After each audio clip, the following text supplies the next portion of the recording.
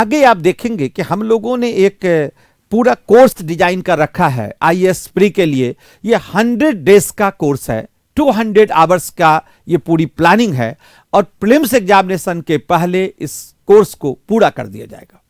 तो जो लोग आगामी परीक्षा में आईएएस प्री में शामिल होना चाहते हैं उनके लिए गोल्डन अपॉर्चुनिटी है कि वो हमारे साथ इस कोर्स में जुड़ सकते हैं।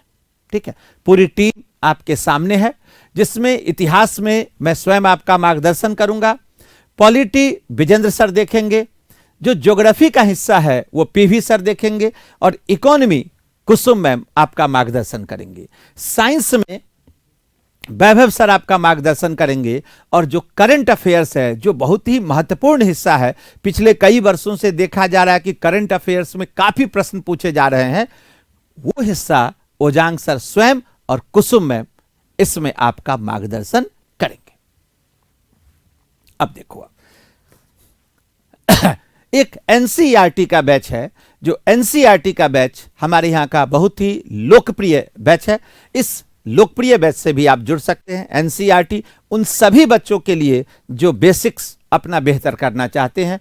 और एक और बैच है कॉन्सेप्टर का बैच। यह कॉन्सेप्टर का बैच भी आपके लिए बहुत ही महत्वपूर्ण है। सीसेट बिना सीसेट में पास किए क्वालिफाइंग नेचर का होता है, लेकिन इसमें 1/3 आप ये समझ जाएं कि इसमें 33% आपको मार्क्स लाने जरूरी होते हैं। सीसेट हमारे लिए काफी महत्वपूर्ण है। और आईएएस मेंस का बैच जो ऑलरेडी आप हमसे पढ़ चुके हैं, ये आईएएस मेंस का बैच आपके सामने है। यह उनके लिए है जो आगे आईएएस की मुख्य परीक्षा देना चाहते हैं। और एक ऑप्शनल का बैच भी है यहां पर, पीएसआईआर, ये ऑप्शनल का बैच भी आप यहां ज्वाइन कर सकते हैं। और ज्योग्राफी ऑप्शनल है जो ओजांग सर के मार्गदर्शन में पढ़ाए जाएंगे। अब आप देखिए, अब हम लोग मुख्य मुद्दे पर आते हैं। यह मुख्य मुद्दा क्या है कि इतिहास के संदर्भ में मैं आपको बताऊंगा एमसीक्यूज को कैसे सॉल्व करें। संदर्भ इतिहास का होगा, लेकिन जो टेक्निक मैं बताऊंगा वो ओवरऑल होगा, वो सबके लिए होगा। तो आप देखिए,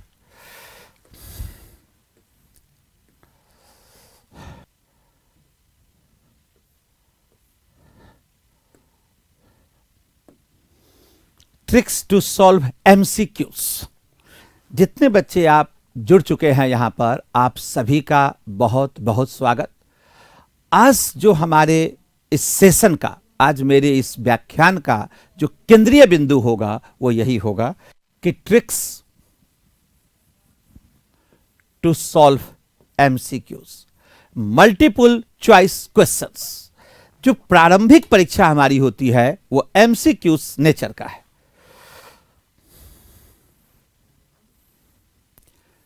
अब इसको 5 स्तरों पर हम बांटकर आपको दिखा रहे हैं।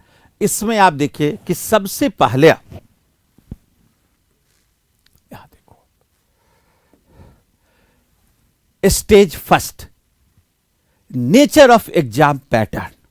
सबसे पहले आपको यह जानना है कि एग्जाम का पैटर्न क्या है। आईएएस जो प्रारंभिक परीक्षा है, इसमें 2 पेपर होते हैं, paper first and paper second. जो पेपर फर्स्ट है उसे हम जीएस के नाम से जानते हैं और पेपर से उसे हम सीसेट के नाम से जानते हैं। अब टाइम आप देखेंगे कि दोनों ही पेपर के लिए समय का निर्धारण 120 मिनट का किया गया है, यानी कि 2 घंटे का समय निर्धारित है। Number of question 100 question, 80 question, marks 200 marks and 200 marks. मूलभूत बात समझिए कि पेपर फर्स्ट जो जीएस का है इसमें 100 क्वेश्चंस है और जो पेपर सेकंड है उसमें 80 क्वेश्चंस है। ये अंतर है। अब हमारा देखिए, ये हमारे अध्ययन का विषय वस्तु नहीं है। जो सीसेट के एक्सपर्ट आएंगे वो सीसेट पर चर्चा करेंगे, मैं जीएस पर अपना ध्यान केंद्रित करता हूं। ये जो है इनका नेचर देखिए, MCQs with negative marking. With negative marking इसका मतलब यह हुआ कि अगर एक प्रश्न आप गलत करते हैं तो वो प्रश्न का तो आपको मार्क्स नहीं मिलेंगे, उसका जो जितने मार्क्स मिले हैं उसका 1/3 आपका माइनस हो जाएगा। यानी कि यहां पर आप देखिए कि एक क्वेश्चन 2 मार्क्स के बराबर है। तो अगर आप कोई ये क्वेश्चन गलत करते हैं तो इसका मतलब यह हुआ कि आपके 2 मार्क्स के 2/3 मार्क्स आपका कम हो जाएगा। अगर एक भी गलत करेंगे तो उसका सॉरी 1 क्वेश्चन है आपका 2 मार्क्स का। तो आप देखेंगे अगर कोई क्वेश्चन आप गलत करते हैं तो इसका मतलब यह है कि जो 2 मार्क्स हैं इसका 1/3 आपका गलत हो जाएगा। यानी कि इसका तीसरा हिस्सा ये निगेटिव मार्किंग हो जाएंगे। इसका मतलब यह हुआ कि अगर एक क्वेश्चन आप सही करते हैं तो इधर 3 क्वेश्चन राइट और रॉन्ग, यानी कि एक जो सही है वो 3 रॉन्ग के बराबर होगा।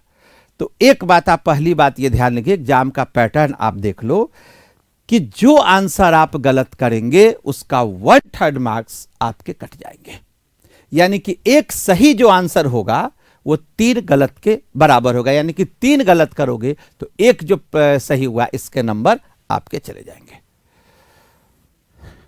दूसरा, टाइम मैनेजमेंट। अब देखो ये बहुत ही महत्वपूर्ण है। Second stage, time management. आपके पास 2 घंटे हैं। हाँ, 3 क्वेश्चन गलत होने पर, बिल्कुल रोहित कुमार सही कह रहे हैं, 3 क्वेश्चन गलत होने पर 4 क्वेश्चन का नुकसान है। जो एक सही था आपका वो भी चला जाएगा, 4 क्वेश्चन का नुकसान है।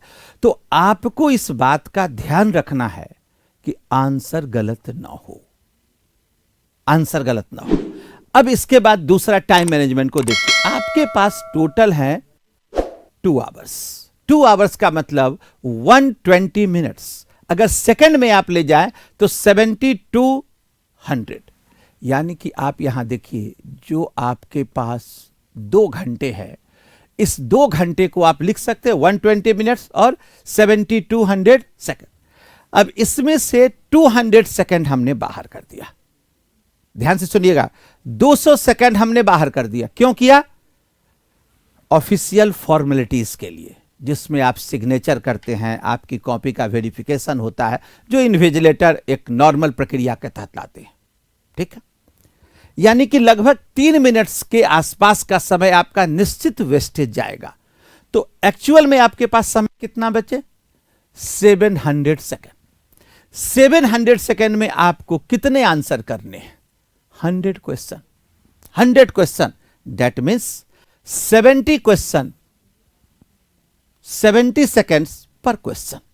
यानी कि एक प्रश्न को सॉल्व करने के लिए आपके पास है 70 सेकंड। 1 minute 10 second, 70 second. आपने एक फिल्म देखी होगी, चक दे इंडिया। उसमें फिल्म का जो नायक है शाहरुख खान, वो कहते हैं कि आपके पास है केवल 70 मिनट, केवल 70 मिनट। आपने अपने जीवन में जो कुछ भी पाया है, जो कुछ भी अभ्यास से प्राप्त किया है, ज्ञान अर्जित किया है, उस सब का प्रदर्शन इसी 70 मिनट में करना है। यह 70 मिनट सबके लिए है। वहां 70 मिनट है, यहां आपके पास है 70 सेकंड्स, केवल 70। उससे अधिक टफ है ये। एक प्रश्न को पढ़ना है, समझना है, उसका राइट आंसर को चूज करना है, और ये सब काम होने चाहिए विद इन 70 सेकंड्स। अगर 70 सेकंड से आप ऊपर जाएंगे तो आप टाइम मैनेजमेंट नहीं कर पाएंगे। तो आप ये देखो, एक क्वेश्चन के लिए आपको 70 सेकंड का समय आता है। जब एग्जामिनेशन हॉल में आप एंट्री करें तो आपके दिमाग में एक कैलकुलेशन होनी चाहिए कि हमारे पास 70 सेकंड है। और कुछ ऐसे प्रश्न होंगे जो लेंदी होंगे, कुछ में आपको समझ में नहीं आएंगे, तो उसको करने के लिए आप जो आसान प्रश्न है उसके लिए आप थोड़ी रणनीति बदलिए, आप थोड़ी रणनीति बदलिए और आप क्या कीजिए कि जो एक क्वेश्चन है इसके लिए 60 सेकंड का आप प्रैक्टिस कीजिए। अभी एग्जामिनेशन होने में कई महीने बाकी है। आपका प्रयास ये हो कि एक क्वेश्चन को हम 60 सेकंड में सॉल्व करें। तो ये जो 10 सेकंड आपके पास सरप्लस है, ये बाद में रिवीजन के काम आएगा।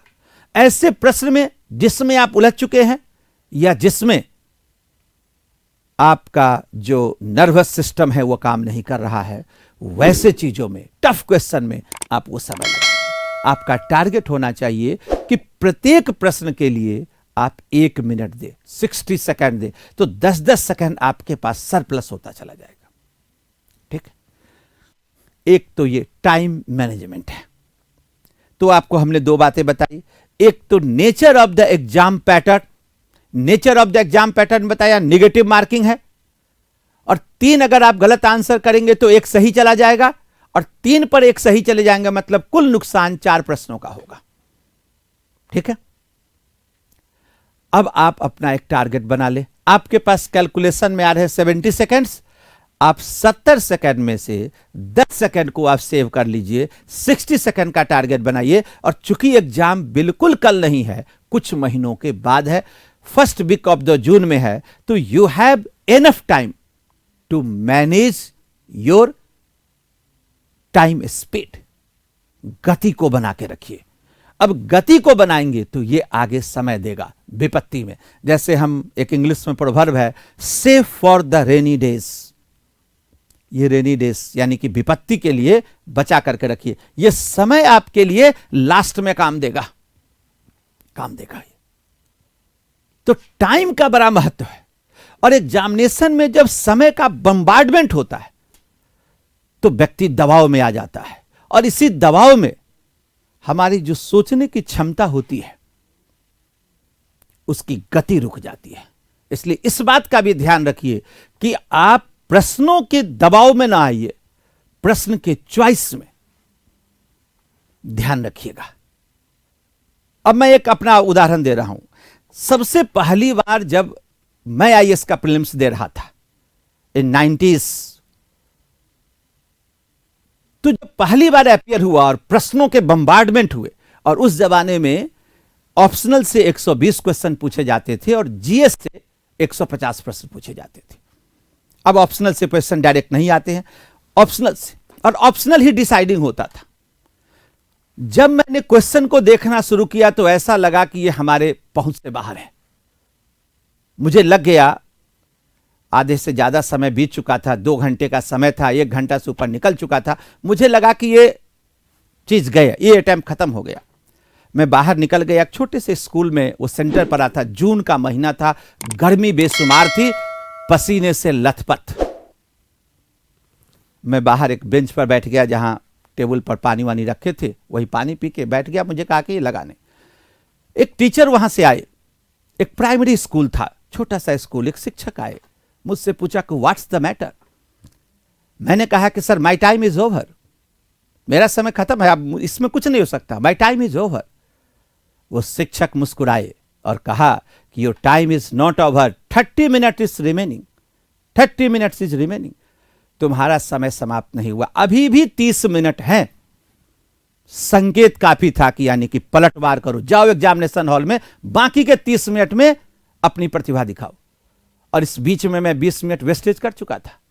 मैं वापस गया एग्जामिनेशन में और पूरे कंसंट्रेशन के साथ आंसर देना शुरू किया।